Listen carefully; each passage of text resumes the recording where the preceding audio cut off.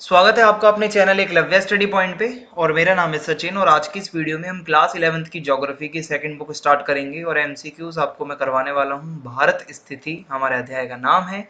तो आइए वीडियो को स्टार्ट करते हैं। सबसे पहले आपको बता दूं, आपकी अगर कोई प्रॉब्लम हो तो आप इंस्टाग्राम पे मुझे मैसेज कर सकते हैं। मेरा यूजर नेम आपकी स्क्रीन के सामने लिखा हुआ है और वेबसाइट पे आपको नोट्स प्रोवाइड करवा दिए जाएंगे। www.eklavyastudypoint.com हमारी वेबसाइट है, तो आप वेबसाइट को जरूर विजिट करें। आज का हमारा पहला जो प्रश्न है वो है, भारत का कुल क्षेत्रफल कितना है? 20 लाख वर्ग किलोमीटर, 32 लाख वर्ग किलोमीटर, 32.8 लाख वर्ग किलोमीटर या 50 लाख वर्ग किलोमीटर? तो इसका सही आंसर होगा 32.8 लाख वर्ग किलोमीटर। ठीक है, लगभग इतना हमारा क्षेत्रफल है, तो ऑप्शन सी सही हो जाएगा। दूसरा प्रश्न, भारत का उत्तर से दक्षिण तक विस्तार लगभग डैश है, कितना है? 2000 किलोमीटर, 4000 किलोमीटर, 3214 किलोमीटर या 8000 किलोमीटर? तो इसमें सही आंसर हो जाएगा 3214 किलोमीटर। उत्तर से लेकर, ठीक है, नॉर्थ से लेके और साउथ तक जो विस्तार है लगभग कितना बताया गया है? 3214 किलोमीटर। तो ऑप्शन सी सही हो जाएगा। तीसरे प्रश्न में चलते हैं। क्षेत्रफल की दृष्टि से भारत विश्व का डैश बड़ा देश है, कितना? पहला बड़ा देश है, दूसरा, सातवां या आठवां? तो हम सभी जानते हैं भारत सातवां बड़ा देश है क्षेत्रफल की दृष्टि से। ठीक है, तो ऑप्शन सी सही हो जाएगा यहाँ पे। चौथा प्रश्न, डैश के साथ भारत की सबसे लंबी स्थलीय सीमा लगती है। सबसे ज्यादा लंबी स्थल की सीमा किसके साथ लगती है? पाकिस्तान के साथ, बांग्लादेश के साथ, नेपाल के साथ या चाइना के साथ?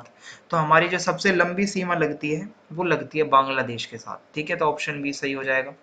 पांचवा प्रश्न, वर्तमान में भारत में डैश राज्य तथा डैश केंद्र शासित प्रदेश हैं। क्या आप जानते हो? बहुत नॉर्मल सा क्वेश्चन है, इसका आंसर आप दोगे मुझे। मैं आपसे जानना चाहता हूँ कि आपको कितना पता है। कितने राज्य और कितने केंद्र शासित प्रदेश हैं भारत में? 29 राज्य, 9 केंद्र शासित प्रदेश या फिर 28 राज्य, 9 केंद्र शासित प्रदेश या 28 राज्य और 8 केंद्र शासित प्रदेश या 30 और 7? तो इसका आंसर कमेंट बॉक्स में आप टाइप करके बताओगे, मैं देखूंगा वहां पे। छठा प्रश्न, भारतीय प्रायद्वीप हिंद महासागर में लगभग डैश किलोमीटर तक विस्तृत है। कितना किलोमीटर तक फैला हुआ है भाई भारतीय प्रायद्वीप हिंद महासागर में? 300 किलोमीटर, 500 किलोमीटर, 1000 किलोमीटर या 1600 किलोमीटर? तो इसका सही आंसर हो जाएगा 1600 किलोमीटर। लगभग 1600 किलोमीटर तक विस्तृत है भाई हमारा जो भारतीय प्रायद्वीप है हिंद महासागर के अंदर। सातवां प्रश्न, निम्न में से भारत की स्थलीय सीमा किसे छूती है? पाकिस्तान को छूती है, चाइना को भी छूती है, नेपाल को भी छूती है। तो ऑप्शन डी सही हो जाएगा। उपरोक्त तो सभी, इन सभी को हमारी सीमा सूट, हमारा जो बॉर्डर है वो लगता है। आठवां प्रश्न, हिंद महासागर में स्थित दो द्वीपीय देश कौन से हैं? बांग्लादेश, श्रीलंका, मालदीव या बी तथा सी? तो इसका सही आंसर बी तथा सी हो जाएगा। श्रीलंका और मालदीव दो द्वीपीय देश हैं हिंद महासागर में स्थित। ठीक है। नौवां प्रश्न, डैश की खाड़ी और पाक जल संधि द्वारा श्रीलंका भारत से अलग होता है। जब हम नीचे की तरफ जाते हैं भारत का कुछ इस तरीके से, जब हम नीचे जाएंगे तो यहाँ पे हमारा श्रीलंका बनता है और एक यहाँ पे बीच में ये जो चीज़ इसको अलग करती है, इसको आप क्या कहेंगे? इसको बंगाल की खाड़ी कहते हैं, फारस की खाड़ी या मन्नार की खाड़ी? तो इसको हम कहते हैं मन्नार की खाड़ी। तो ऑप्शन सी सही हो जाएगा। ठीक है। 10वां प्रश्न, भारत किस गोलार्ध में स्थित है? ठीक है, ये पूरा हमारा गोलार्ध है, इसको दो भागों में बांट दिया जाता है, उत्तरी गोलार्ध एंड दक्षिणी गोलार्ध। तो हमारा भारत ऊपरी गोलार्ध में आता है। ठीक है, तो हम कह सकते हैं 10वें का जो है ऑप्शन बी सही हो जाएगा। 11वां प्रश्न, भारत के मध्य से कौन सी रेखा गुजरती है? ठीक है भाई, हमारा जो पूरा भारत है इसके बिल्कुल आप कह सकते हो कि बिल्कुल बीचों बीच कौन सी रेखा गुजरती है? कर्क रेखा गुजरती है, सभी जानते हैं। ऑप्शन सी सही हो जाएगा। 12वां प्रश्न, भारत की सीमा किस देश को स्पर्श नहीं करती? म्यांमार, बांग्लादेश, चीन या किर्गिस्तान? तो हमारी सीमा जो है किर्गिस्तान को स्पर्श नहीं करती। ऑप्शन डी सही हो जाएगा इसका। 13वां, भारत डैश के ऊपरी सिरे पर स्थित है। किसके ऊपरी सिरे पर है भारत? अरब सागर के, बंगाल की खाड़ी के, फ्रांस के या हिंद महासागर के?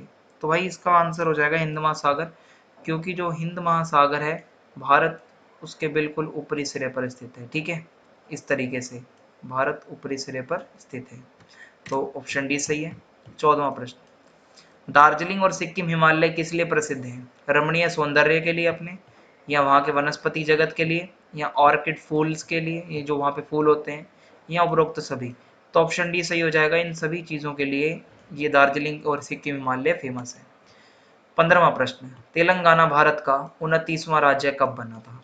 जुलाई 2015, जनवरी 2010, जून 2014 या दिसंबर 2009? तो ये जून 2014 इसका सही आंसर होगा, ऑप्शन सी। 16वां प्रश्न, तेलंगाना राज्य किस राज्य से काटकर बनाया गया? हिमाचल से, कर्नाटक से, केरला से या आंध्र प्रदेश से? तो ये आंध्र प्रदेश से काटकर बनाया गया, ऑप्शन डी सही होगा। 17वां प्रश्न, भारत को यूरोप से कौन सा जलमार्ग जोड़ता है? पनामा नहर, स्वेज नहर, राइन नदी या इनमें से कोई नहीं? तो भारत को यूरोप से जो जोड़ता है वो स्वेज नहर है, ऑप्शन बी सही हो जाएगा यहाँ पे। 18वां प्रश्न, भारत की सबसे लंबी, जो मतलब हमारी आपको पता ही था, तटरेखा है, उसके बारे में कुछ कथन लिखे हुए हैं, आपको बताना है कि कौन सा कथन सत्य है। बंदरगाहों के विकास के लिए अनुकूल दशाएं उपलब्ध करवाती है हमारी तटरेखा, रोजगार सृजन में सहायक है, व्यापार के लिए उपयोगी है, उपरोक्त सभी इसका सही आंसर होगा। भाई देखो, बंदरगाहों के विकास के लिए भी हमारी लंबी तटरेखा बहुत अच्छी है, रोजगार सृजन में भी सहायक है, व्यापार के लिए तो है ही उपयोगी, तो ऑप्शन डी सही हो जाएगा। 19वां प्रश्न, सूर्य को एक देशांतर से दूसरे देशांतर पर पहुंचने में कितना समय लगता है? 10 मिनट, 5 मिनट, 4 मिनट या 30 मिनट?